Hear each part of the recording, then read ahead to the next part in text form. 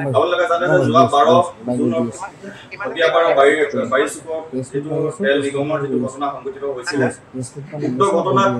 আজি এমাহ সময় অতিক্ৰম হৈ গ'ল কিন্তু এতিয়ালৈকে কিন্তু যি ধৰণে প্ৰক্ৰিয়া আৰম্ভ হ'ব লাগিছিলে ক্ষতিপূৰণৰ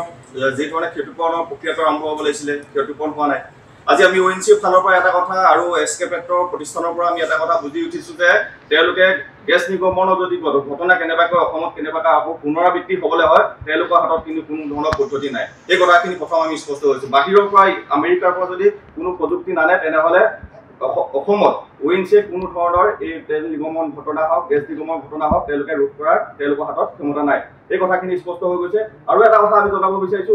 শিৱসাগৰত যিমানকেইটা ৰিগ আছে বৰ্তমান এছকে পেট্ৰৰ অধীনতে হওক বা অন্য স্বত্বাধিকাৰীৰ হাততে যিমানকেইটা ৰিগ আছে সেই ৰিগৰ ওচৰ চুবুৰীয়া যিসমূহ অঞ্চল আছে ৰাইজ আছে স্থানীয় লোক আছে সেই লোকৰ কিন্তু ভৱিষ্যত কেতিয়াও তেওঁলোকৰ নিৰাপত্তা দিব পৰা নাই এই কথাখিনি স্পষ্ট হৈ পৰিছে বৰ্তমান সময়ত এমাহকৈ সময় অতিক্ৰম হৈ গ'ল কিন্তু সেই এছকে পেট্ৰৰ স্বত্বাধিকাৰী কৃষ্ণ আগৰৱালে কিন্তু বৰ্তমানৰ সেই বাৰিচুকৰ ৰাইজৰ অভিযোগৰ ওপৰত যিকোনো ঘটনা সংঘটিত তাৰ ওপৰত কিন্তু এটা মন্তব্য আজিলৈকে দিয়া পৰিলক্ষিত নহ'ল আপোনালোকে জানে যে মুখ্যমন্ত্ৰী সেই স্থানলৈ দুবাৰকৈ আহিছে বিভিন্ন জনপ্ৰতিনিধি তাৰালৈ দুবাৰকৈ আহিছে বিভিন্ন দল সংগঠনে শিৱসাগৰবাসী ৰাইজে বাৰম্বাৰ দাবী জনাই আহিছে তাত স্বত্তেও কিন্তু এতিয়ালৈকে কিন্তু গা লৰাব নোৱাৰিলে তেখেতৰ পৰা আমি এষাৰ মন্তব্য শুনিবলৈ সক্ষম নহ'লো গতিকে আজি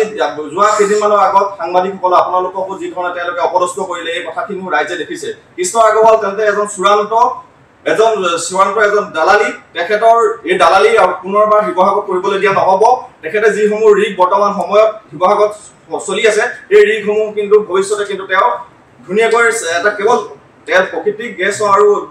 সম্পদ লুণ্ঠনৰ ইয়াত অসমত কৰিবলৈ দিয়া নহ'ব তেখেতে ৰাইজৰ সুৰক্ষিত ভৱিষ্যতৰ কথা গুৰুত্ব দিব লাগিব এই কথাখিনি আমি আজি তিনিওটা দল সংগঠনে আমি তেওঁক স্পষ্ট ভাষাৰে ক'ব বিচাৰিছো প্ৰথমে ৰাইজৰ নিৰাপত্তা দিব লাগিব তাৰ পাছতে তেখেতে ইয়াত ভৱিষ্যতে তদন্ত আমি বিচাৰিছো তদন্তৰ কাৰণে আমি মুখ্যমন্ত্ৰী মহোদয়লৈ আমি স্মাৰক পত্ৰ প্ৰেৰণ কৰিছো ডিচি আয়ুক্ত মহোদয়কো আমি স্মাৰক পত্ৰ প্ৰেৰণ কৰিছো ইডি মহোদয়কো আমি স্মাৰক পত্ৰ দিয়া হৈছে গতিকে আমি তিনিজন ব্যক্তিক দিয়া হৈছে তথাপিতো কিন্তু এতিয়ালৈকে তদন্তৰ ততো আৰম্ভ হোৱা নাই গতিকে আমি অতি সোনকালে তেখেতক তদন্তৰ আওতালৈ আনিবৰ কাৰণে আমি অনুৰোধ জনাইছো নহ'লে কিন্তু আমি আকৌ পুনৰবাৰ জংগী আন্দোলনৰ দৰে কাৰ্যসূচী ল'বলৈ বাধ্য হ'ম যিসকল ৰাইজ এই গেছ নিৰ্বাপিত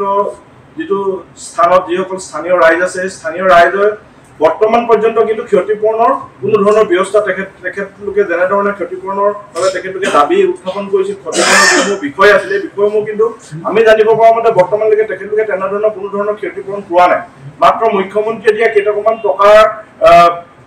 পাছত ওএনডিচি হওক বা এছকে পেট্ৰৰ তৰফৰ পৰা কোনো ধৰণৰ সাহায্য কিন্তু বৰ্তমানলৈকে তেখেতলোকক প্ৰদান কৰা নাই আমি শিৱসাগৰ জিলা প্ৰশাসনক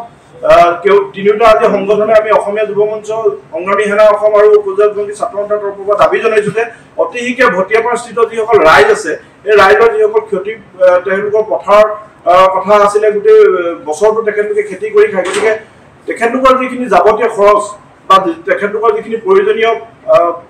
আৰ্থিকভাৱে তেখেতলোকৰ যিটো ওএনসি হওক বা জিলা প্ৰশাসনৰ তৰফৰ পৰা তেখেতলোকক দিয়াৰ যিটো ব্যৱস্থাৰ কথা আছিলে ব্যৱস্থা কিন্তু লেহেমীয়া হৈছে বুলি আমি জানিব পাৰিছো আৰু অতি শীঘ্ৰে আমি দাবী জনাইছো যে জিলা প্ৰশাসনে হওক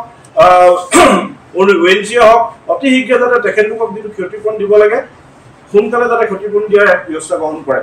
তাৰ লগে লগে আমি ক'ব বিচাৰিছো উপক্ৰম হ'ল কিন্তু বৰ্তমান পৰ্যন্ত কিন্তু হিমন্ত বিশ্ব শৰ্মাই যিটো কথা তেখেতে কৈছিলে যে আমি আমাৰ তৰফৰ পৰা তদন্তৰ ব্যৱস্থা কৰিম কিন্তু বৰ্তমান হিমন্ত বিশ্ব শৰ্মাৰ যিটো তদন্তৰ কথা কৈছে তদন্তৰ কিন্তু ধোঁৱা চাঙত উঠা পৰিলক্ষিত হৈছে বৰ্তমান হিমন্ত বিশ্ব শৰ্মাই 2026 নিৰ্বাচন যিহেতু আহি আছে নিৰ্বাচনৰ পাকমুঠত তেখেতে ৰাইজক মাত্ৰ কেইটামান কথাই আগুৱা হোৱাৰ বাবে তেখেতে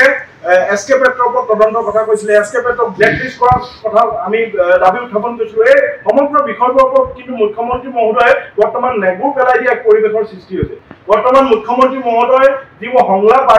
তেখেতে কয় এই সংলাপসমূহ ভ্ৰাম্যমাণ থিয়েটাৰ সংলাপলৈ পৰিণত হৈছে আচলতে মুখ্যমন্ত্ৰী মহোদয়ৰ কথাৰ যে কোনো কাম নাই মুখ্যমন্ত্ৰী মহোদয়ৰ কামৰ যে কোনো চৰকাৰে প্ৰশাসনে বা গুৰুত্ব দিয়া নাই এই কথাবিলাক স্পষ্ট হৈ পৰিছে আমি বিচাৰিছো অতি শীঘ্ৰে এছকে পেট্ৰৰ ওপৰত ব্যৱস্থা গ্ৰহণ কৰিব লাগে এছকে পেট্ৰৰ মালিক তেল চুৰ আচলতে মুখ্যমন্ত্ৰী মহোদয়ে এগৰাকী তেল চুৰৰে ভয় কৰা কাৰণটো কি আমি এই কথাটো জানিব বিচাৰিছো কুখ্যাত বিগত দিনত কুখ্যাত তেল চুৰ হিচাপে সমগ্ৰ সংবাদ মাধ্যমত তেখেতৰ বিৰুদ্ধে বহুত ডাঙৰ ডাঙৰ নিউজ হৈছিলে সমগ্ৰ শিৱসাগৰ জিলাৰ বা অসমৰ মানুহে জানে যে কৃষ্ণ আগৰৱাল প্ৰকৃততে এজন কি তেনে এজন ব্যক্তিৰ বিৰুদ্ধে তদন্ত কৰাত মুখ্যমন্ত্ৰী কিয় পিছ হুহকি আহিছে এইবিলাক কথালৈ আমাৰ প্ৰশ্ন আছে। গতিকে আমি মুখ্যমন্ত্ৰী মহোদয়ক দাবী জনাইছো, আপুনি যদি সঁচাকে যদি ৰাইজক